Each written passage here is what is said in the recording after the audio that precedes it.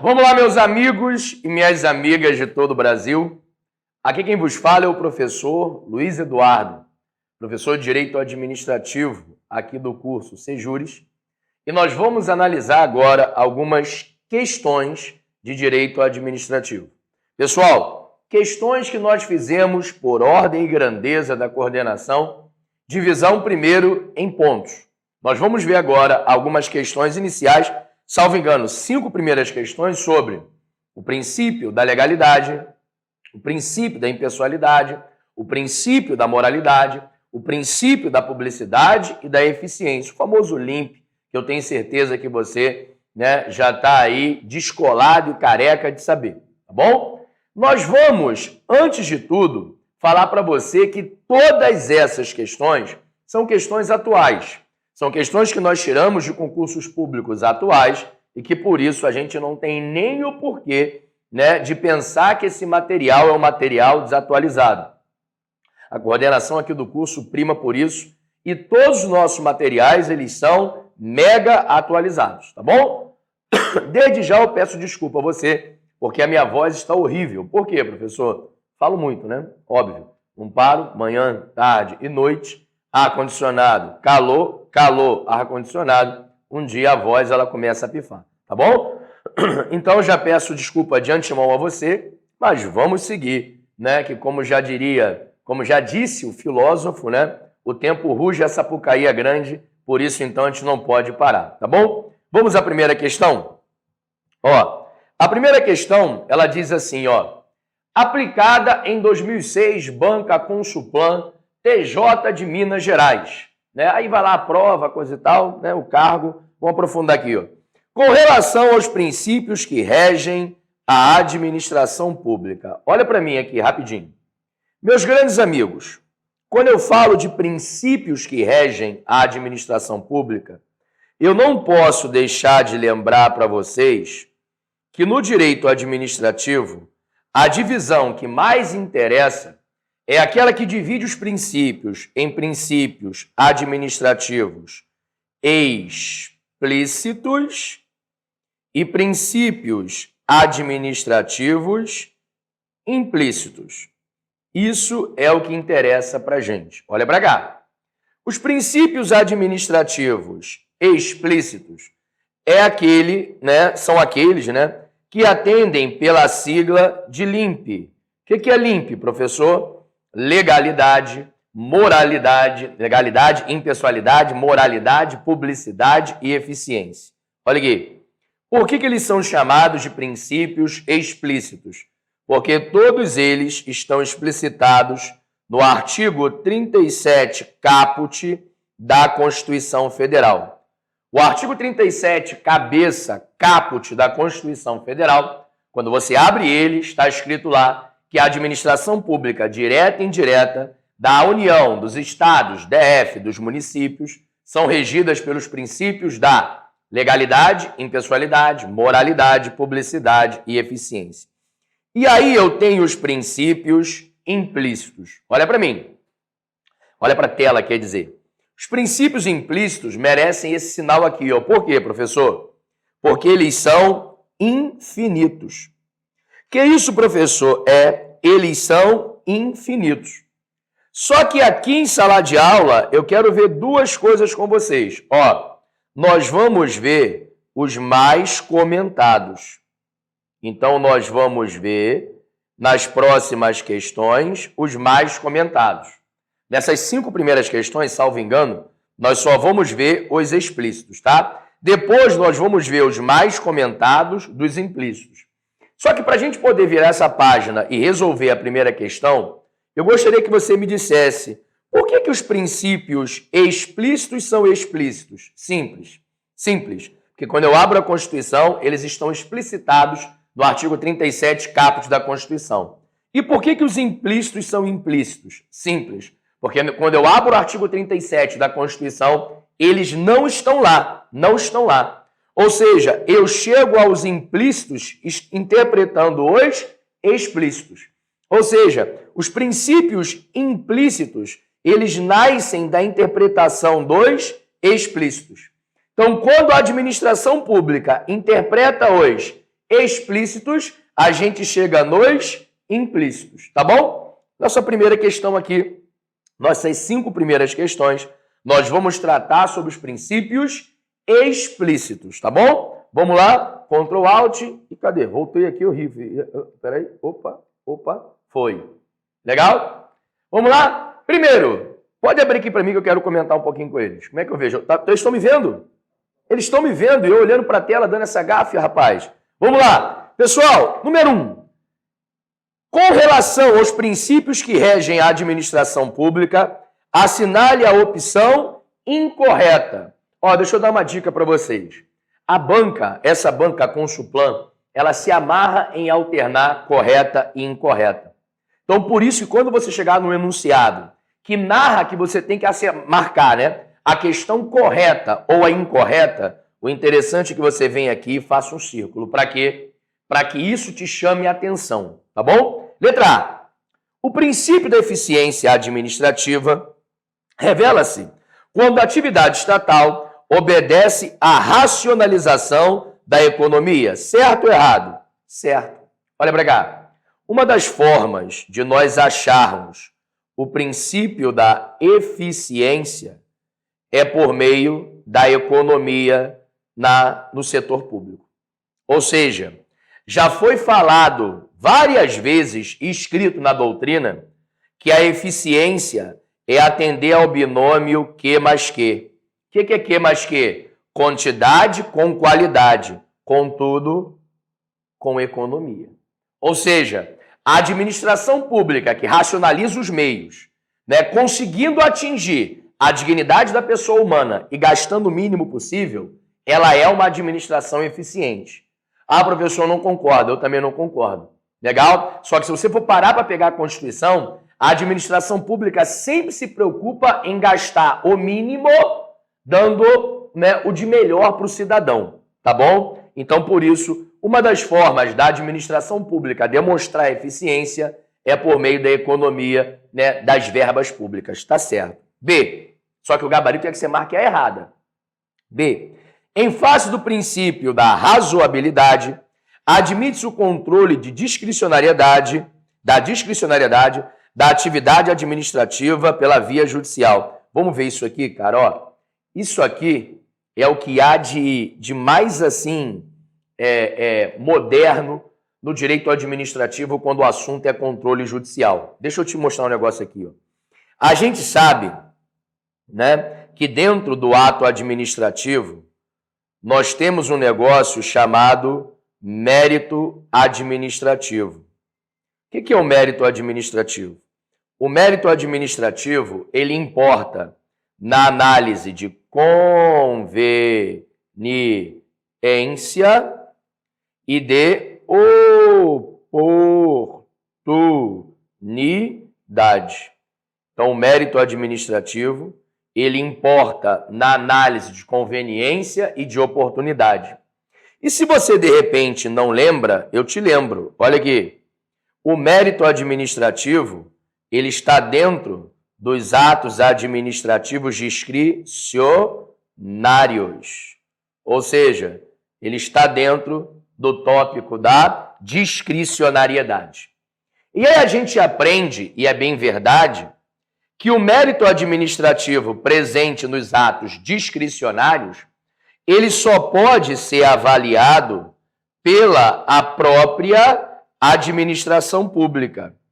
Por isso que você aprende que só a administração pública é que pode revogar os atos administrativos, não é isso? É, porque só a administração pública é que pode analisar o mérito administrativo. Sendo assim, só ela é que pode analisar a conveniência e a oportunidade. Olha para cá, rapidinho, ó.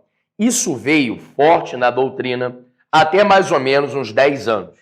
De uns 10 anos para cá, que a gente pode chamar do período de modernização do direito administrativo, posso falar até um pouco mais, de 15 anos para cá, a gente sabe que o mérito administrativo, ou seja, a discricionariedade de conveniência e oportunidade, ela pode sim ser controlada pelo Poder Judiciário. Ó, é exceção, mas pode.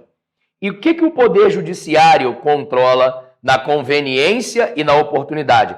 É a própria conveniência e a própria oportunidade? Não. Ó, dentro dos atos discricionários, o Poder Judiciário, ele controla por meio de razoabilidade. Então, essa questão está certa, tá? O Poder Judiciário, dentro dos atos discricionários, ele controla, sim, por meio de razoabilidade. Então, olha para cá, ó, essa questão ela está certa. Ela diz assim, ó, em face do princípio da razoabilidade, admite-se que controle da discricionariedade administrativa pela via judicial, certo? Legal? Mas pelo princípio da razoabilidade, ok? Só que o gabarito quer que você marque a incorreta, hein? Avancei. C. Não fere o princípio da publicidade o ato processual praticado sob sigilo em preservação da segurança da sociedade ou indispensável à defesa da intimidade? Sim ou não, pessoal? Sim, né, gente? Na administração da justiça, a regra... Na administração da justiça, a regra é a publicidade, né? A gente sabe que a regra, dentro da administração da justiça, por uma série de artigos, 37 caput, 93 da Constituição, né, é a publicidade. A gente sabe disso, né? Por isso que você estuda lá em processo civil, lá em processo penal, que todos os atos do Poder Judiciário, eles devem ser motivados, não é isso? Eles devem ser tornados públicos e motivados. Ok. Só que a gente sabe que alguns atos do Poder Judiciário, eles ficam sob sigilo, né? Olha para cá. E aí ele deu um exemplo de segurança da sociedade. Me dá um exemplo aí, onde o sigilo traz a segurança da sociedade. Por exemplo, num crime onde se investiga uma organização criminosa. Num crime onde se investiga uma organização criminosa, é possível que o próprio juiz da causa ele venha a dar sigilo ao processo. Quer ver só outro caso? Indispensável à defesa da intimidade. Por exemplo, num crime de violência sexual. Vamos supor que num processo criminal, né, o juiz venha a apurar um crime de estupro, lá do artigo 213 do Código Penal. Esse processo vai ser sigiloso. Então a gente sabe, pessoal, olha para cá, que no processo a regra é a publicidade, né? A gente não vai, né, ser omisso quanto a isso. Mas também, ó, excepcionalmente, admite-se o sigilo. E a questão foi bem feliz, porque ela falou que o sigilo pode ser para segurança da sociedade ou dois, para defesa da intimidade. Intimidade da vítima, legal? Ou intimidade até mesmo daqueles que estejam no processo litigando, como, por exemplo, num processo na vara de família, onde dois pais famosos brigam pela guarda do filho menor. Legal? Isso não tem problema nenhum. A gente vai ver aqui que esse processo é, ó, sigiloso, tá bom? Então, ó, no processo a regra é a publicidade. Só que a gente sabe que a exceção é o sigilo. Então, a letra C, pessoal, ó, ela está correta, mas não é isso que a banca quer. A banca quer que você marque a incorreta. E se você, né, de repente não percebeu, eu te aviso, ó, provavelmente, o gabarito aqui, ó, é letra D, que você já marcou comigo, não foi? Você já marcou comigo, ó, como correta A, já marcou comigo como correta B, já marcou comigo como correta C, só sobrou a letra D. Então já vou marcar de antemão, posso queimar minha língua, de repente a questão está nula, mas aqui, ó, na número 1, provavelmente o gabarito é letra D de dado, D de Dudu, tá? Vamos lá? O princípio da segurança jurídica apresenta como espécie de limitação ao princípio da legalidade, autorizando, assim, o prazo decadencial de 5 anos para a convalidação dos atos administrativos. Olha para cá, aqui ele misturou alhos com bugalhos. Olha para mim. Deixa eu botar aqui, ó. Alt, Tab. Não, peraí. Alt, epa. Dei mole. Peraí, tô aprendendo. Alt, Tab. Olha aqui, pessoal. A gente sabe que dentro, né, das provas de direito administrativo, existe uma lei que ela despenca em concurso. É a Lei 9784 de 1999. Né? Show de bola, né? Que lei é essa? É a Lei dos Processos Administrativos Federais. E essa lei traz 3 temas importantíssimos que quando chegar ato administrativo a gente vai aprofundar, tá bom? Ó, primeiro, o tema, né? A anulação. A anulação, pessoal, é uma das formas de extinção do ato administrativo, não é isso? É quando o ato administrativo tem um vício de legalidade. A gente vai ver isso, tá? Depois, a revogação. Depois, a convalidação. Queridão, ó, a gente vai ver tudo isso aqui ao seu tempo. Pode ficar despreocupado quanto a isso, tá? E aí, pessoal, ó, nessa lei, pra gente aqui é importante agora os artigos 53, 54 e 55. 53, 54 e 55, tá? Deixa eu apagar aqui, ó, pra gente poder ganhar tempo. Cadê? Ó.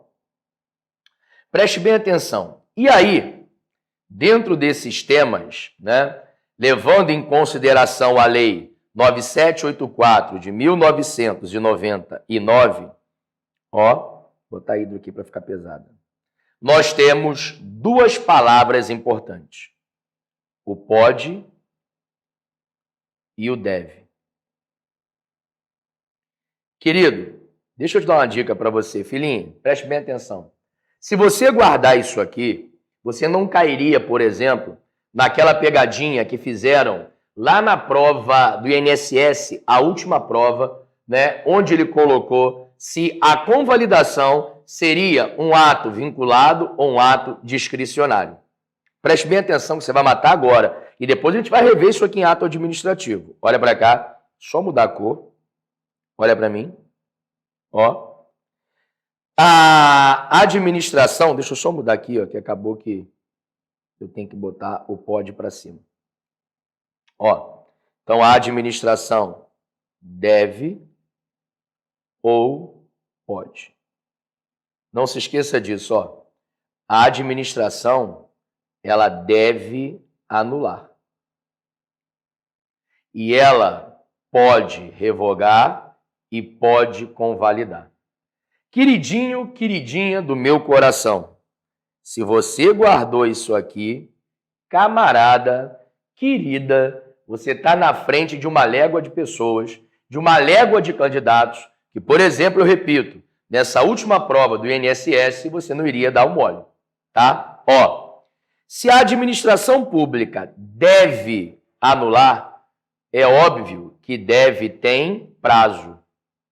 Qual é o prazo? Está lá no artigo 54, prazo de 5 anos. Se a administração pública pode revogar e pode convalidar, olha para mim, isso aqui não tem prazo. Porque o artigo 54 não estabelece prazo nem para convalidação e nem para revogação. Só estabelece prazo para anulação. E aí eu tenho que te lembrar mais uma coisinha. Preste bem atenção. A anulação, olha para cá, a revogação e a convalidação têm natureza. Então vamos aprofundar isso aqui bem depois. Ó. A convalidação tem natureza de ato discricionário. Isso. Por isso que a lei diz que a administração pode convalidar, não deve convalidar. A revogação também tem natureza de ato discricionário. Por isso que a lei diz que a administração pode revogar. Então, a administração, ó, por meio de condutas discricionárias, pode revogar e pode anular. e isso não tem prazo. Agora, a anulação é uma espécie de ato vinculado. Por isso que a lei diz que a administração deve anular e por isso estabelece-se um prazo de 5 anos. Então preste bem atenção aqui, ó. Essa questão está errada, porque ela diz que existe prazo para a administração convalidar. E ela fez uma pegadinha aqui de muito mau gosto. Por quê? Porque ela estava confundindo a sua cabeça com um prazo para anular. Por quê?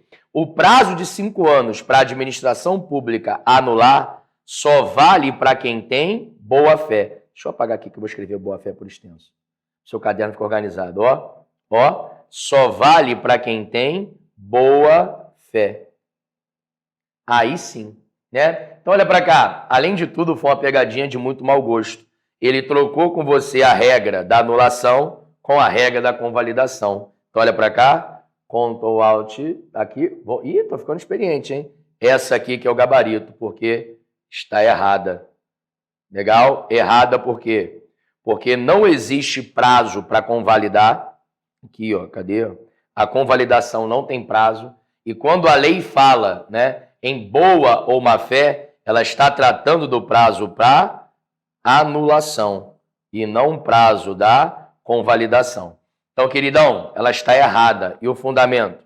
Artigo 53, artigo 54 e artigo 55 de que lei? 9784 de 1999. Tá bom? Show de bola, né, pessoal? Nada melhor do que a gente, ó, respirar profundo agora, ó, solta e falar assim, eu acertei. E eu não acertei no chute, eu acertei porque eu consegui perceber que ele tentou confundir minha cabeça com as palavrinhas de prova, né? Pode e deve. Ó, essas duas palavrinhas, pode e deve, elas voltaram à moda. Elas caíram nessa questão 2016 com o Suplan, caiu na prova CESP e INSS, caiu na FGV MP, então ela tem caído. De novo, voltou à moda. O pode e o deve, tá bom? E se não bastasse, pessoal, olha para cá, todos esses fundamentos, eu ainda teria a súmula 473 do STF. Então, não bastasse todo esse fundamento, eu teria a súmula 473 do STF. Legal? 2. Aplicado em 2015 com o Suplan, TRE, Minas Gerais. Vamos lá? Súmula vinculante número 13. Pessoal, o que essa súmula vinculante número 13 ela trata? Ó, primeiro, toda súmula vinculante ela é do STF. Né? Ela é uma forma do STF manifestar a interpretação do texto constitucional. Ou seja, ela é uma hipótese de jurisprudência, uma das fontes do direito. Tá bom? Legal? Olha para cá. Em razão disso, a súmula vinculante número 13, ela veda o nepotismo. Então, a súmula vinculante número 13, ela veda o nepotismo. Então, a súmula vinculante número 13, ela veda o nepotismo. Legal? E olha para cá, interessante. Nepotismo em todas as formas. Tá? Porque a gente tem o negócio de nepotismo cruzado, nepotismo direto, nepotismo indireto. Ela veda o nepotismo em todas as formas. Tá bom? Pessoal, o que é o nepotismo? A muito grosso modo. Nepotismo significa nomear para cargo em comissão ou função de confiança parentes, ou seja, ter nomeação para cargo em comissão ou função de confiança parentes. Então, por exemplo, olha para cá, um juiz nomeia para seu assessor o seu filho. Pode isso? Não. Por quê? Isso aqui, ó, é o que a doutrina, hoje, a súmula vinculante 13, chama de nepotismo. Isso não pode, tá bom? Então, vamos ler o texto da lei, legal? Vamos ler o texto da lei e a gente volta exatamente... A gente volta exatamente para ele. Olha aqui, ó. A nomeação de cônjuge, companheiro ou parente, em linha reta ou colateral ou por afinidade, até o terceiro grau, inclusive de autoridade nomeante ou de servidor da mesma pessoa jurídica, investido em cargo de direção, chefia ou assessoramento, onde deixa muito claro para a gente, né, que essa súmula, ela alcança, né, os cargos em comissão ou as funções de confiança. Não sei se você se lembra, ó, deixa eu botar aqui, apagar toda a página, cadê? Ó, não sei se você se lembra, as funções de chefia, assessoramento e direção, elas estão no artigo 37.5 da Constituição Federal, tá bom? E em razão disso, né, essa súmula vinculante número 5, ela trata, 13, desculpa, ela trata exatamente disso, das situações de cargo em comissão e das situações de função de confiança, tá? Então é mais ou menos como se o STF estivesse dizendo assim, ó, para cargo em comissão ou função de confiança, o servidor não pode nomear cônjuge, companheiro, parente, em linha reta ou colateral por afinidade até o 3º grau, tá bom? Vamos lá, e ele segue, né? Para esse cargo, comissão, função de confiança e ainda de função gratificada da administração direta e indireta em qualquer dos poderes da União, dos Estados, DF e dos municípios, compreendido o ajuste mediante designações recíprocas, recíprocas viola a Constituição Federal. Esse aqui, ó, designações recíprocas, é o que nós chamamos de nepotismo cruzado. Vamos ver isso. O que seria o nepotismo cruzado? O nepotismo cruzado é mais ou menos assim, ó, para você entender. Ó, eu, né, supondo, tá, gente? Depois não falar que eu falseei a minha verdadeira função. Ó, supondo que eu sou o juiz, eu posso nomear meu filho para o meu gabinete? Não. Só que eu tenho um grande amigo meu que é do Ministério Público, ele é promotor. Então, sabe o que ele faz? O promotor nomeia meu filho para o gabinete dele. E eu nomeio o filho dele para o meu gabinete. Como é que chama o nome disso? Nepotismo cruzado. Isso aqui, pessoal, é uma fraude que qualquer um consegue descobrir, né? É como se fosse assim, ó, entre aspas, eu não posso empregar meu filho onde eu trabalho. Então eu emprego onde meu amigo trabalha e o do meu amigo eu emprego na minha empresa. Nepotismo cruzado, né? Muito claro de você entender isso, tá bom? Olha aqui. E a gente volta para a questão. Cadê? Olha aí. Ah, ele tem que terminar de ler, né? Acho que nem tem enunciado, né? Tinha que ter o enunciado, né? Cadê o enunciado daqui? Deixa eu ver se tem algum enunciado. Não. Só para a gente poder matar, com certeza tinha que ter um enunciado aqui dizendo de que esse princípio se trata, né? Ó, a súmula vinculante número 13, ela trata do princípio da impessoalidade. Sabe por quê? Quando eu nomeio o meu filho para o meu gabinete, aquele exemplo que eu te dei que eu sou o juiz, e nomeio o meu filho para o meu gabinete, eu estou agindo de forma pessoal. E, na verdade, a administração pública exige que eu haja de forma impessoal.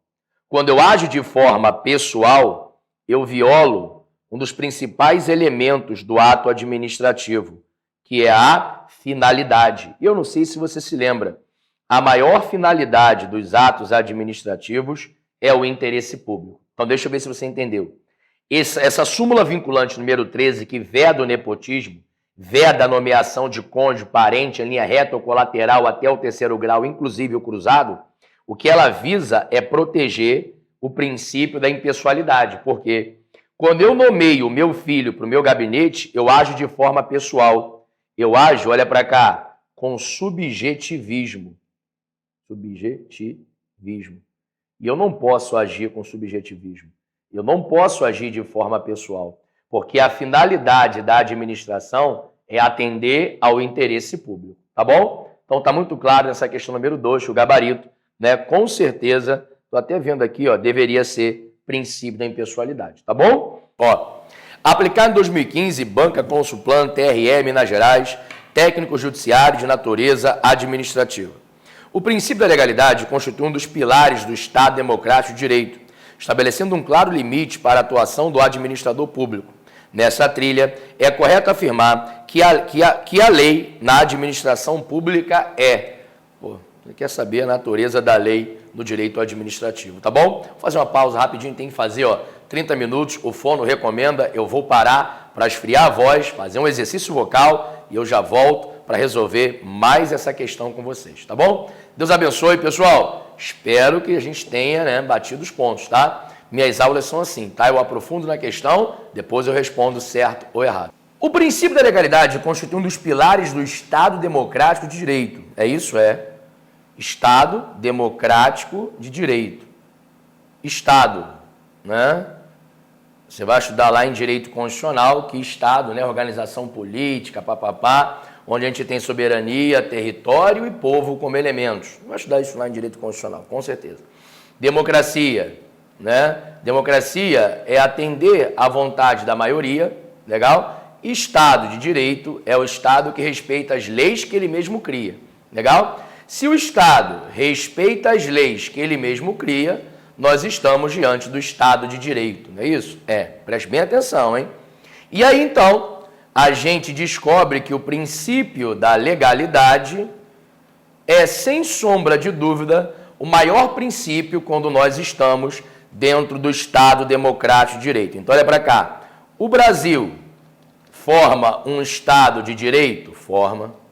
O Brasil é uma espécie,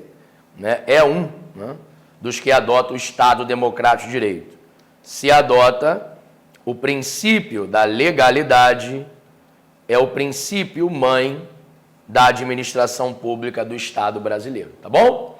E ele segue, nessa trilha é correto afirmar que a lei na administração pública é, sem sombra de dúvida, pessoal, não vou nem parar para ler, um comando normativo autorizativo. Sabe por quê? Deixa eu fazer um negócio aqui para vocês, Opa, é assim, Lá no direito privado, é assim, eu posso, cadê? Vou nem botar eu posso para não ficar subjetivo. Vou botar assim, Cadê? O povo pode tudo, menos o que a lei proíba. Então, no direito privado, é assim. O povo pode tudo, menos que a lei proíba. Já no direito, no direito público, onde nós incluímos o direito administrativo, é assim. O agente público, e mudou, agora não é mais povo não, é o agente público. Ele só pode o que a lei permite, então ele só pode o que a lei permite expressamente. O que a lei permite expressamente. Então, no direito administrativo, a lei é um comando por quê? Porque a lei é uma ordem e é um comando autorizativo. É um comando, é uma lei autorizativo. É uma lei que autoriza fazer ou deixar de fazer, tá bom? Pessoal, deixa eu botar aqui rapidinho logo, cadê? Cheguei.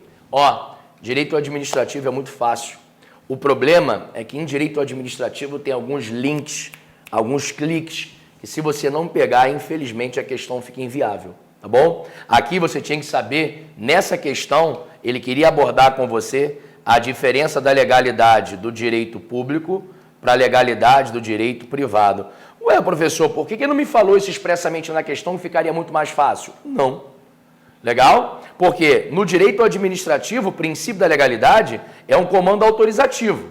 O agente público só pode agir se a lei autoriza previamente. No direito civil é um comando permissivo. Por quê? O cidadão, o particular, ele pode tudo, exceto o que a lei não permita. Legal? Então, enquanto no direito civil, no direito privado é um comando permissivo, no direito administrativo é um comando autorizativo. Legal? As outras questões são perda de tempo, mas eu vou ler só por descarga de consciência. Olha aí, Campo para o exercício de vontade individual. Vontade individual no direito administrativo não dá, né? que no direito administrativo a vontade é manifestada pensando no interesse coletivo. Legal? C. Passível de lacuna, preenchível autoritariamente. Que isso?